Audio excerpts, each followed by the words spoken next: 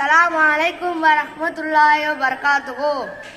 எனது அருமை இஸ்லாமிய தாய்மார்களே, தந்தைமார்களே, சகோதர சகோதரிகளே, நான் உங்கள் மத்தியில் எடுத்துக்கொண்ட தலைப்பு பாவிகளுக்கு கிடைக்கும் பலவிதமான வேதனைகள்.